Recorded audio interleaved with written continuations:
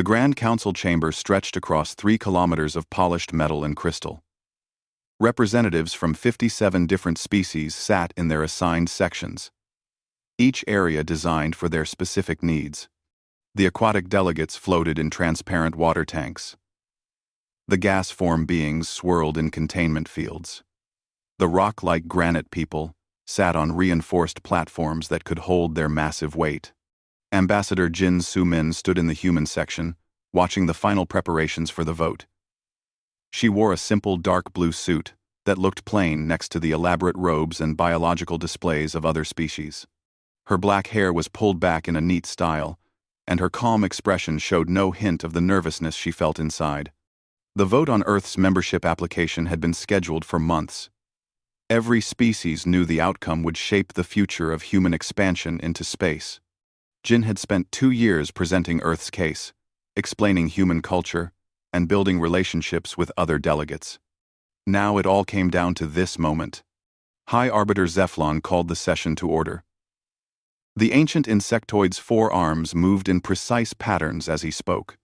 His voice echoed through translation devices that converted his clicking sounds into dozens of languages. The Council will now vote on application 4847, Earth species membership in the Galactic Council. Each delegate will cast their vote electronically. The results will be displayed immediately. Jin watched as the voting began. The massive display screen showed each species' name as their vote registered.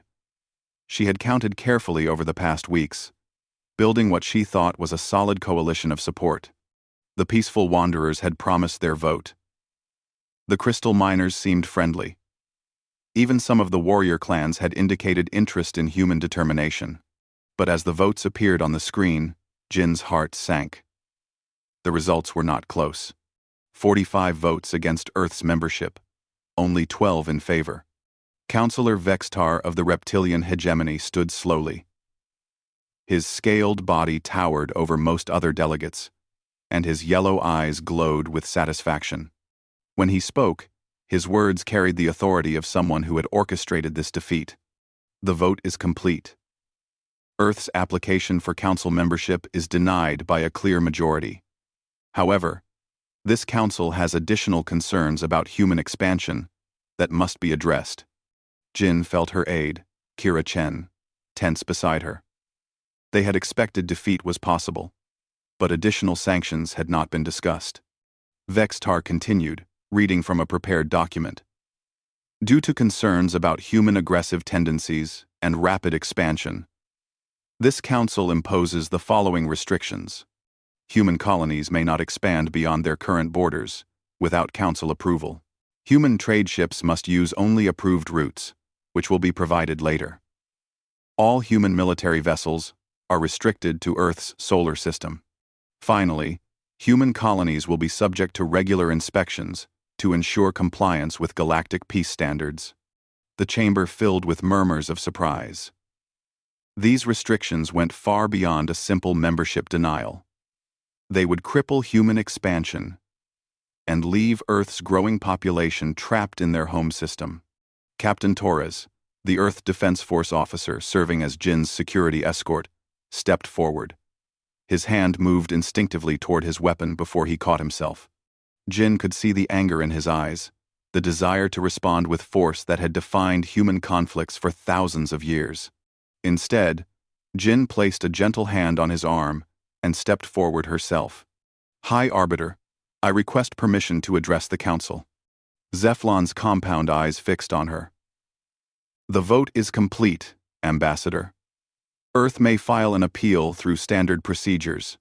I am not requesting an appeal, Jin said clearly. I am invoking Article 847 of the Galactic Charter. The chamber fell completely silent. Even the constant humming of life support systems seemed to pause. Jin heard Kira's sharp intake of breath behind her. Vextar's head snapped toward her. Article 847 has not been used in over 300 years. It requires extraordinary circumstances. I believe these circumstances qualify, Jin replied. She walked to the center of the speaking area. her footsteps echoing in the silence. Article 847 grants any civilization the right of civilizational review when they believe the Council has acted against galactic welfare rather than in service of it. High Arbiter Zeflon consulted his records quickly. His translator worked frantically to process ancient legal language. Article 847 does exist. It allows an accused civilization to present evidence of Council misconduct. However, such evidence must be reviewed by the same Council that made the original decision. That is the traditional interpretation. Jin agreed. However, Earth proposes a different approach. We invoke our right to present our case to the ultimate authority in any democratic society. Which is what? Vextar demanded. Jin smiled for the first time since the vote began. The people. Every species in the galaxy has the right to judge whether this Council's decision serves their interests or only the interests of those in power. The chamber erupted in confused voices. Species spoke rapidly to their translators, trying to understand concepts that had no equivalent in their languages. The word democratic required explanation in 43 different dialects. What exactly are you proposing? Zeflon asked when order was restored. A referendum, Jin said simply. We will present evidence to every species in the galaxy about this Council's decisions and actions. Then every species will vote on whether the Council's treatment of Earth serves galactic welfare. If they decide it does not, then the Council's authority on this matter is void. Vextar laughed harshly. Ridiculous. The Council represents galactic authority. We do not answer to random populations. Actually, you do, Kira said, stepping forward with a datapad. According to the original Galactic Charter, the Council exists to serve the welfare of all galactic civilizations. If those civilizations believe you have failed in that duty, they have the right to say so. Jin nodded. Earth has already begun transmitting information packets to every known civilization. We are sharing everything we have learned about Council operations, decision-making processes, and the evidence we gathered during our membership application. The chamber exploded again, but this time with panic instead of confusion. Several delegates activated emergency communication devices. Others huddled in urgent conversations. These transmissions are unauthorized, Vextar roared. They violate security protocols. They violate nothing, Jin replied calmly. We are sharing information about public Council decisions and publicly available records. We are simply doing something the galaxy has never seen before. Which is what? Zeflon asked, though his voice carried a note of curiosity rather than anger. Jin looked around the chamber, meeting the eyes of delegates from dozens of species. We are trusting ordinary beings to make informed decisions about their own government. On Earth, we call this democracy, and everyone in the galaxy is about to learn what that means. The information packets spread across the galaxy like ripples in a pond. Within 48 hours, every major communication network carried Earth's data transmissions. The packets contained detailed records, financial documents, and communication logs that painted a disturbing picture of Council operations. On Aquatica Prime, the water-dwelling cetacean leaders gathered in their Great Depths Assembly. Elder Songweaver examined the translated documents with growing anger. The papers showed that their water rights to 3 star systems had been quietly transferred to reptilian mining operations. For 50 years, her people had been told those systems were under Council protection, while Vextar's allies extracted valuable minerals from their ocean worlds. They have been stealing from us, she announced to the assembly. The humans have proof. Similar scenes played out across the galaxy. On the crystal caves of refraction, the crystal miners discovered that their territorial disputes with neighboring species had been artificially prolonged. Council mediators had been accepting bribes to delay settlements, keeping mineral prices high while miners on both sides died in meaningless conflicts. The peaceful wanderers, a nomadic species that had sought refugee status for decades, learned that their applications had been systematically denied to maintain labor shortages on industrial worlds. Corporations needed desperate workers, and the Council had been providing them by keeping refugee populations homeless and dependent. Kira Chen worked 18-hour days, coordinating the information release. She had studied journalism and investigative techniques during her political science training, skills that proved invaluable in organizing evidence that alien minds could understand. The key is context, she explained to Jin during one of their brief planning sessions. Each species needs to see how Council corruption specifically affected them. Abstract ideas about fairness don't matter as much as concrete proof of personal harm. The proof was overwhelming. Earth's investigators had spent months gathering evidence, using techniques unknown in galactic politics. They had tracked financial flows, recorded private communications, and built timeline charts showing how Council decisions consistently benefited the same small group of species. Captain Torres provided the most shocking revelation of all.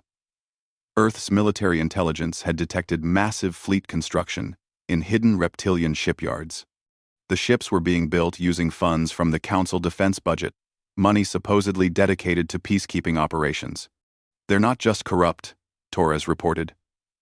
They're preparing for war. Vex Tar has been building an invasion fleet while telling everyone he's maintaining peace. The evidence sparked something unprecedented across the galaxy. Species that had never questioned Council authority began organizing their own investigations. The warrior clans sent scout ships to verify the hidden shipyards. The Machine Collective analyzed financial records with their advanced calculation systems. Even the normally passive gas form entities began sharing information with other species for the first time in centuries. But the most surprising development was the spread of democratic ideas themselves. The concept of ordinary citizens choosing their own leaders seemed to ignite something deep in the galactic consciousness. On Harmony Station, the trade hub that served as neutral ground for dozens of species, dock workers began forming committees to negotiate better working conditions. Instead of accepting whatever terms the station authorities offered, they elected representatives and demanded collective bargaining rights. The Iron Brotherhood, a rigid hierarchical society ruled by inherited nobility, faced the first popular uprising in their recorded history. Young Iron Brothers learned that leadership could be earned rather than inherited, and they began demanding the right to choose their own commanders. "What have we done?" Kira asked Jin, as reports flooded in from across the galaxy.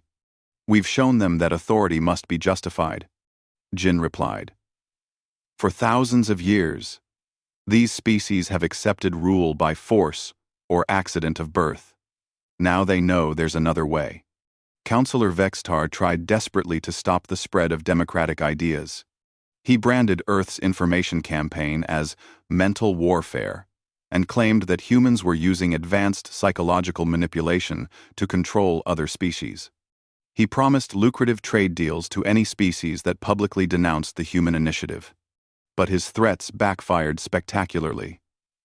When he announced economic sanctions against species that participated in Earth's referendum, it confirmed what many had begun to suspect. The Council had become a protection racket rather than a governing body.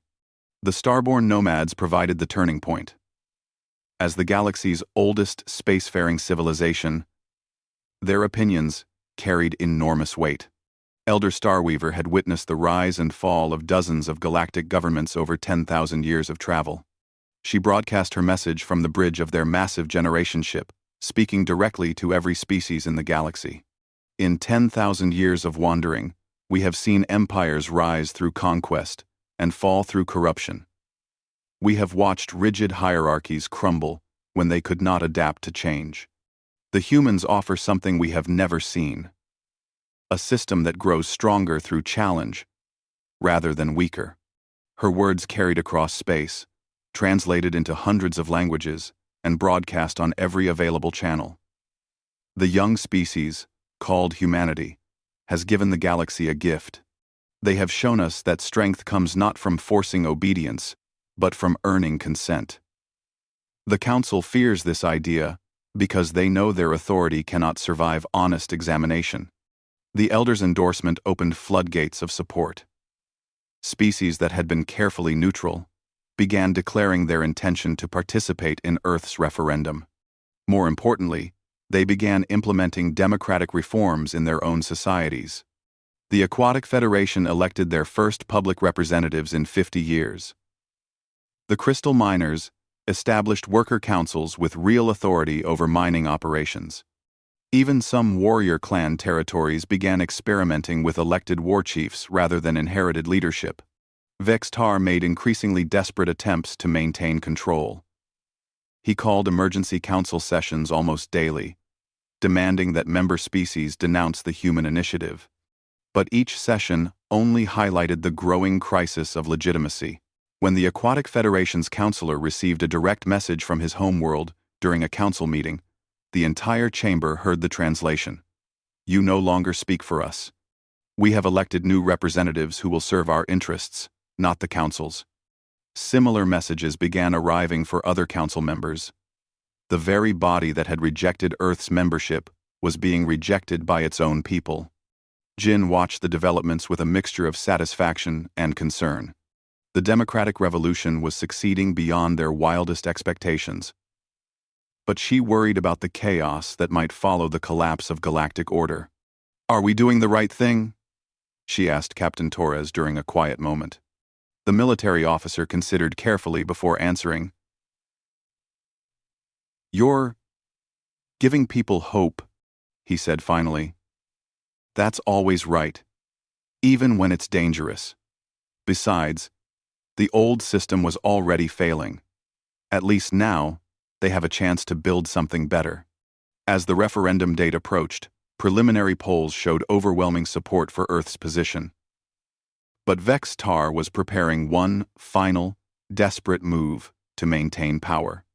The galactic referendum campaign became something unprecedented in the history of space civilization.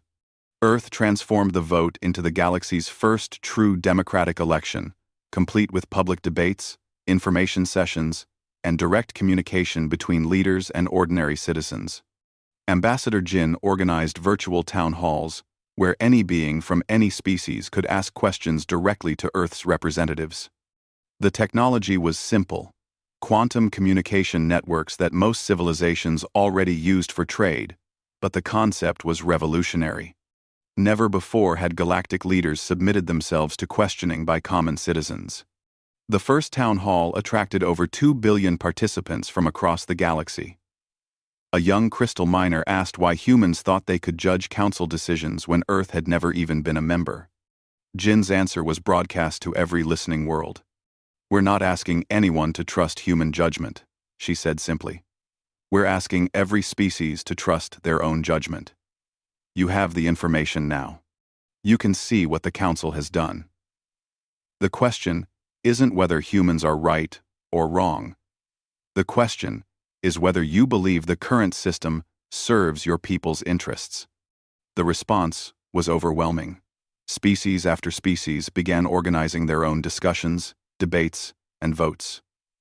The peaceful wanderers held their first democratic assembly in their race's history. The Iron Brotherhood established citizen committees to review government decisions. Even the rigid Machine Collective began incorporating citizen input into their logical decision trees.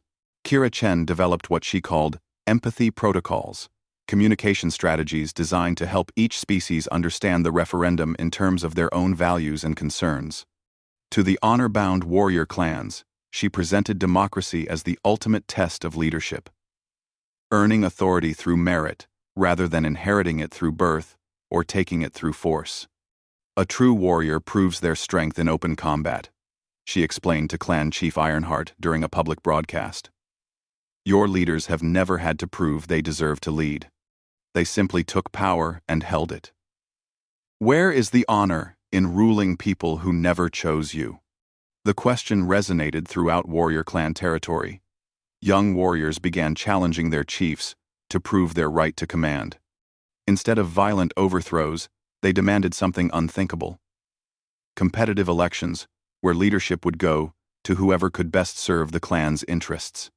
To the logic-driven Machine Collective, Kira presented statistical evidence showing that democratic systems achieved better resource allocation, higher productivity, and more efficient problem-solving than authoritarian alternatives. Your current government makes decisions based on predetermined algorithms, she pointed out during a data conference with machine leaders.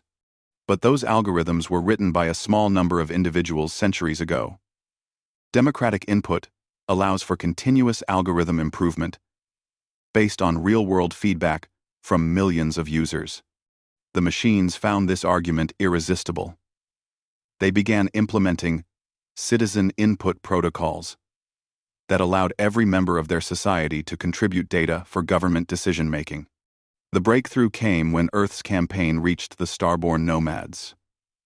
Elder Starweaver had endorsed the referendum, but her people remained scattered across dozens of star systems in massive generation ships. Getting them organized seemed impossible until Jin proposed something radical, a traveling democracy. Instead of asking the nomads to gather in one place, Earth sent diplomatic teams to each ship. They held mini-referendums on every vessel, connecting the results through quantum networks to create a unified nomad vote. The process took weeks, but it demonstrated that democracy could adapt to any lifestyle or culture. The nomad vote became a galaxy-wide celebration. For the first time in their 10,000-year history, every starborn citizen had an equal voice in a major decision. The experience was so powerful that they immediately began reorganizing their own society along democratic principles. But Councillor Vextar was not sitting idle during the campaign. He used every tool of authoritarian power to stop the democratic movement. He branded the referendum as human mind control and claimed that democracy was actually a sophisticated form of warfare designed to weaken other species. Look at human history, he declared during a council broadcast. They have fought constant wars among themselves for thousands of years. Now, they want to bring that chaos to the peaceful galaxy. They call it democracy, but it is really just another form of conquest. Vextar's message found some support among species that valued stability over freedom. The hierarchical orders, who had maintained rigid social structures for millennia, worried that democracy would lead to social chaos. Some of the older, more conservative civilizations feared that giving ordinary citizens political power would result in poor decision-making. But Vextar made a critical error by threatening military action against worlds that participated in the referendum. During a council session that was broadcast across the galaxy, he stood and delivered what he intended as an ultimatum. Any world that continues to participate in this human deception will be considered a threat to galactic stability. The Council reserves the right to take appropriate action to maintain order. The threat confirmed exactly what Earth's evidence had suggested. The Council had become a military dictatorship rather than a representative government. Species that had been neutral in the referendum suddenly found themselves taking sides.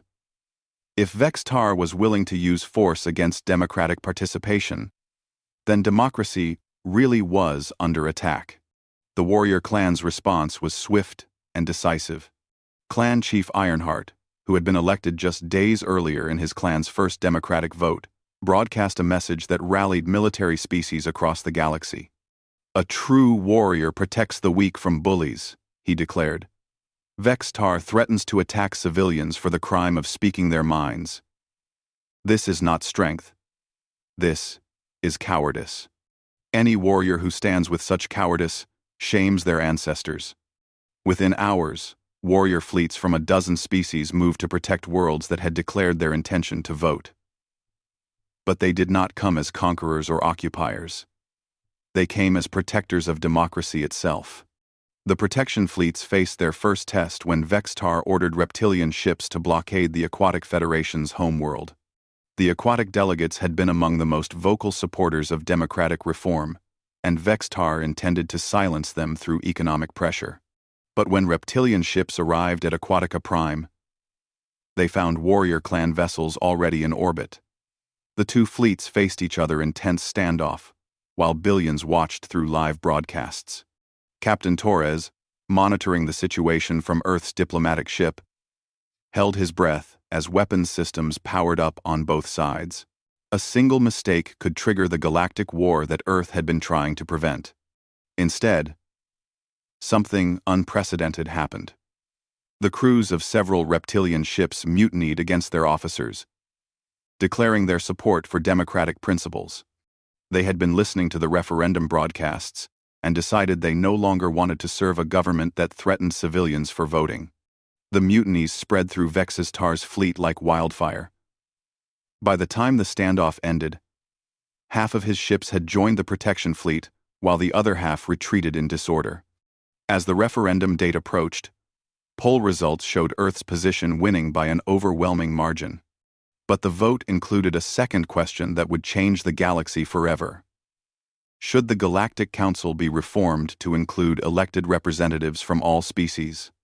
Num. Early polling showed over 90% support for democratic reform. Vex-Tar was running out of options, and desperate leaders often make dangerous decisions.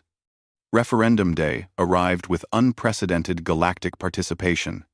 Over 3 billion individual beings across 847 species cast votes through quantum-encrypted networks that Earth had helped establish. It was the largest coordinated peaceful action in galactic history. The voting began at the Galactic Standard midnight hour and continued for 24 hours to accommodate different time zones and biological cycles. Aquatic species voted from their deep ocean cities. Gas-form entities participated from their atmospheric homeworlds. Even the mysterious energy beings, who rarely communicated with physical species, sent their decisions through specialized transmission equipment. Ambassador Jin watched the results from the human diplomatic ship orbiting Harmony Prime.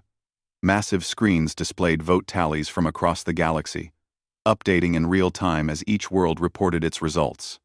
Kira Chen coordinated with election observers from dozens of species, ensuring that every vote was counted accurately and transparently. The early returns exceeded even Earth's optimistic projections. The starborn nomads voted unanimously that the Council's decision against Earth was harmful to galactic welfare. The warrior clans delivered a crushing 96% yes vote. Even traditionally, conservative species like the ancient scribes cast strong majorities supporting Earth's position. But Councillor Vex-Tar was not waiting for the final results. As votes poured in showing his crushing defeat, he called an emergency council session to implement martial law across the galaxy. The referendum is illegal and threatens galactic security, he declared to the assembled delegates.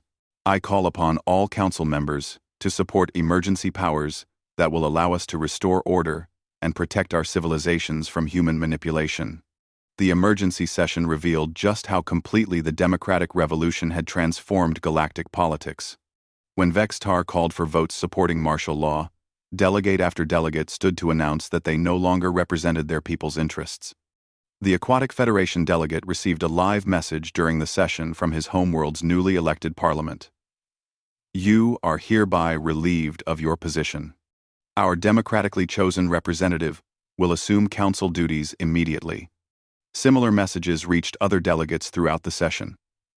The Crystal Miners had elected a former mine worker to replace their hereditary noble. The Peaceful Wanderers chose a refugee advocate instead of their traditional elder council representative. Even some of the warrior clans sent elected chiefs instead of appointed warlords. High Arbiter Zephlon watched the proceedings with growing amazement. In his 1,000-year tenure overseeing the council, he had never witnessed anything like the peaceful transition of power happening before his eyes. The humans have accomplished something remarkable, he murmured to his aide. They have shown the galaxy that authority must be earned, not taken. When the final referendum votes were tallied, the results were overwhelming. 89.7% of all galactic citizens voted that the Council's decision against Earth was harmful to galactic welfare. But the second question produced an even more stunning result. 94.2% voted to reform the Council into a democratic federation with elected representatives from all species. Jin stood to address the Council as the results were announced. The chamber was half empty as old delegates departed and new ones arrived. But her words were broadcast to every world in the galaxy. Today, the galaxy has spoken with one voice, she said simply. You have chosen cooperation over domination, representation over dictatorship, and hope over fear. Earth is honored to have served as the catalyst for this transformation. But the real heroes are every ordinary being who chose to participate in democracy. She paused, looking directly at Vextar, who sat slumped in his delegate chair. The vote on Earth's council membership is now irrelevant. We no longer seek to join your council because your council no longer exists. Instead, we look forward to working with all species as equal partners in the new Galactic Democratic Federation. The applause that followed came not just from the chamber, but from viewing audiences across the galaxy. Beings who had never been allowed to participate in their own government celebrated the dawn of a new era. But Vextar had one final desperate move prepared. As Jin finished speaking, he activated a hidden communication device and sent an encrypted signal to his secret fleet hidden in the galactic rim. Captain Torres detected the transmission and immediately understood its implications. He's calling in the invasion fleet, he warned Jin urgently. All ships are ordered to attack Earth immediately. The hidden reptilian fleet that Captain Torres had discovered months earlier began moving toward Earth's solar system. Over 200 heavily armed warships, built in secret using council funds, prepared to destroy humanity before the democratic revolution could spread further. But Vextar had miscalculated badly. The fleet mutinies that had begun during the referendum campaign had spread throughout reptilian military forces. When the attack order reached the fleet commanders, over half refused to follow it. Admiral Scalewing, the fleet's senior commander, sent his own message to Vextar. We swore oaths to protect our people, not to serve one leader's ambition. The reptilian people have voted for democracy. We will not attack civilians to preserve your power. The remaining ships that did follow Vextar's orders found themselves facing an unprecedented galactic response. Warrior clan fleets, Iron Brotherhood squadrons, and even peaceful species defense forces moved to intercept the attack on Earth. They came not as human allies, but as protectors of democratic principles. The battle that followed was brief and decisive. The reptilian ships found themselves outnumbered 10-1 by the combined democratic fleet. But more importantly, they discovered that their own crews were divided. Many reptilian soldiers laid down their weapons rather than fight for a cause they no longer believed in. Clan Chief Ironheart, commanding the warrior response fleet, sent a message to the remaining reptilian ships: surrender now and return home with honor.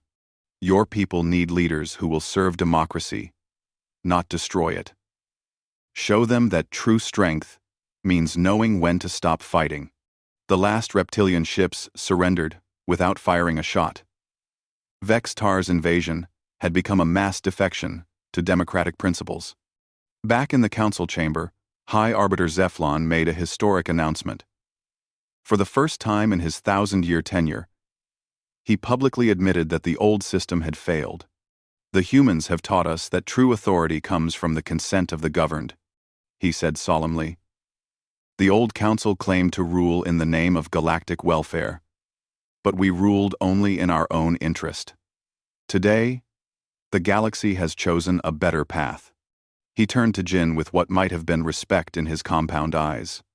Ambassador, would you accept nomination as the first Secretary General of the Galactic Democratic Federation? Jin considered the offer carefully. Leading the new government would mean enormous responsibility and constant challenges. But it would also mean the chance to build something unprecedented, a galactic civilization based on the consent of all its members. I accept, she said simply. But only until proper elections can be held. Democracy means that leadership positions must be earned through votes, not appointments. As the new democratic government began taking shape, emergency reports reached the chamber about a new threat emerging from the unexplored regions of the galaxy. An unknown aggressive species had been monitoring the democratic revolution, and they did not approve of what they saw. The galaxy's first real test was about to begin. 6 months after the Great Vote, The Galactic Democratic Federation faced its first major crisis. Long-range scouts reported massive fleet movements from the galactic rim, where unexplored space met the edge of known civilization. The ships belonged to a species that called themselves the Void Hunters. Nomadic warriors who had been watching the democratic revolution with growing disgust. Ambassador Jin Suman, now serving as the Federation's first elected Secretary General, studied the intelligence reports with her senior staff. The Void Hunter fleet numbered in the thousands, far larger than anything the old council had ever faced. But size was not their most dangerous quality. They're not interested in conquest in the traditional sense, Captain Torres explained during the emergency briefing. According to our intercepted communications, they see democracy as a disease that weakens civilizations. They want to destroy it before it can spread further. Kira Chen pulled up cultural analysis files on the main display. The Void Hunters believe that only conflict makes societies strong. They think cooperation and peaceful negotiation are signs of weakness that lead to social collapse. To them, our democratic revolution proves that the galaxy has become soft and needs to be purged. The traditional response would have been immediate military mobilization. The old council would have conscripted armies from every member species and met the Void Hunters with overwhelming force. But Jin proposed something that shocked her advisors. "We send them a diplomatic envoy," she announced. The room fell silent. Even Captain Torres, who had learned to trust Jin's unconventional approaches, looked concerned. "Secretary General, these beings despise everything we represent," High Arbiter Zephlon pointed out. "They have specifically stated that they intend to eliminate democratic governments. What could diplomacy possibly accomplish?" Jin smiled with the same calm confidence she had shown when invoking Article 847 months earlier. "It will show the galaxy who we really are. Democracy's greatest strength is not that it makes us weak enough to compromise. It's that it makes us strong enough to try peace first, even when war seems inevitable." The diplomatic mission faced immediate challenges.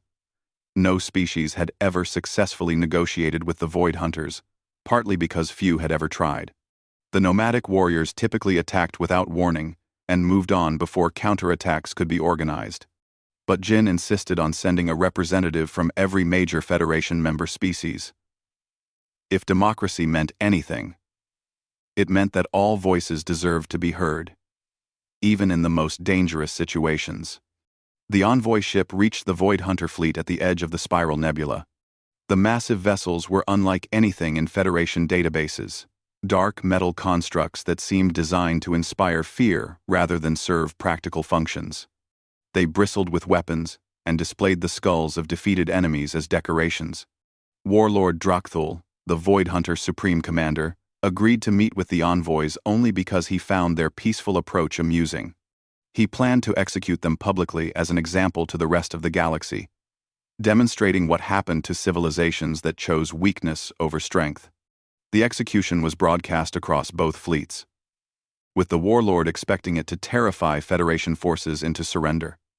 Instead, something unexpected happened during the ceremony.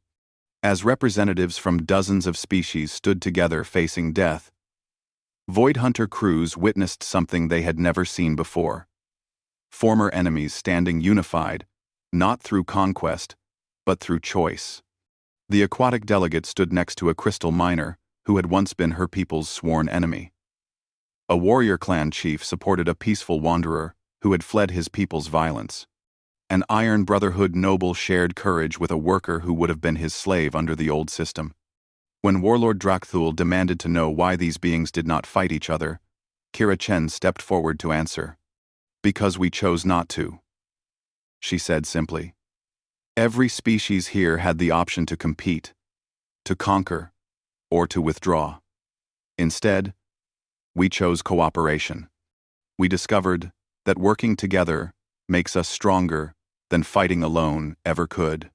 The explanation confused Void Hunter crews, who had been raised to believe that only conflict produced strength. They had conquered hundreds of worlds, but they had never seen voluntary unity before. The sight of natural enemies choosing to stand together challenged everything they thought they knew about civilization.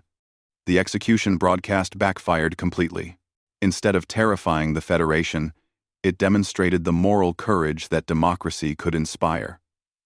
Across the galaxy, species watched their representatives risk death for principles rather than surrender to threats. The Federation response was swift, but not what anyone expected. Instead of sending invasion fleets, thousands of ships volunteered for rescue missions. The warrior clans offered their strategic expertise. The Machine Collective provided advanced technology. The Aquatic Federation shared stealth capabilities. But most importantly, every species contributed their unique strengths to a common cause. The rescue fleet reached Void Hunter space not as conquerors seeking victory, but as citizens seeking to save their elected representatives. They had learned democracy's most important lesson: that leaders who truly serve their people are worth defending. The rescue mission became the galaxy's first truly cooperative military action. Different species coordinated their different abilities in ways that the old council could never have achieved. Warrior clans provided tactical planning while peaceful wanderers managed logistics. Crystal miners shared their tunneling expertise while gas-form entities provided reconnaissance. But the real breakthrough came when the rescue fleet reached the Void Hunter ships. Instead of attacking, they broadcast the story of the democratic revolution directly to Void Hunter crews. The transmissions were not propaganda or threats, but simple explanations of how ordinary beings had gained the right to choose their own leaders. The broadcasts revealed something that Warlord Drakthul had tried to hide. Many Void Hunter crews were not willing warriors, but conscripts from conquered worlds who had never known they had alternatives to serving their conquerors. The Void Hunter fleet began tearing itself apart from within as oppressed crews learned about democratic principles and rebelled against their commanders. Warriors who had been forced to serve discovered they could choose to stop fighting. Slaves learned they could demand freedom. Even some born Void Hunters began questioning whether conquest really made their society strong. Warlord Drakthul found his flagship surrounded by mutinying crews and enemy ships whose commanders refused to attack him.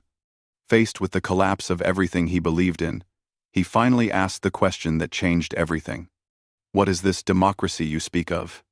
The answer came not from Federation leaders, but from his own crew members who had been listening to the democratic broadcasts. They explained how they could choose new leaders, how decisions could be made through discussion rather than force, and how strength could come from cooperation rather than conquest. The transformation was not immediate or complete. Many Void Hunters remained committed to their traditional ways and departed for unknown regions of space. But thousands of others chose to stay and learn about democratic governance.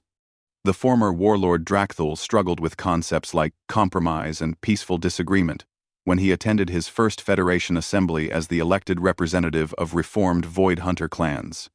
He frequently became frustrated with the slow pace of democratic decision-making and had to be reminded that violence was not an acceptable negotiation tactic. But he also admitted something that surprised everyone, including himself. His people were healthier and happier than they had been in centuries of constant warfare. The energy they had spent on conquest could be directed toward exploration, creativity, and genuine prosperity. Jin reflected on humanity's journey as she stood in the new Federation assembly chambers, watching hundreds of species work together on challenges like resource distribution, scientific collaboration, and peaceful exploration of unknown space. Earth had not conquered the galaxy through superior weapons or technology. They had not even convinced other species to adopt human ways of thinking. Instead, they had simply demonstrated that every thinking being deserved dignity, respect, and the right to shape their own destiny. The galaxy had learned humanity's greatest lesson: that democracy was not just a political system, but a recognition that wisdom could come from anywhere, and that the strongest civilizations were those built on trust rather than fear. As she watched former enemies collaborate on solving galactic challenges, Jin remembered the moment when the Council had voted against Earth's membership. At the time, It had seemed like a devastating defeat that would end human expansion into space. Instead, it had given humanity exactly what they needed: proof that the galaxy was ready for something better than the old systems of domination and control. The Council's rejection had become the catalyst for the greatest transformation in galactic history. The irony was not lost on Jin as she prepared for her next speech to the Assembly. The Council had voted against Earth, believing that rejection would end humanity's influence on galactic affairs. Instead, it had given humanity the opportunity to offer the galaxy its greatest gift: the knowledge that every voice matters, that authority must be earned rather than taken, and that the future belongs to those brave enough to choose cooperation over conquest. The galaxy would never be the same, and it would never go back to the old ways. Democracy had taken root among the stars, and it would continue growing as long as beings valued freedom over fear.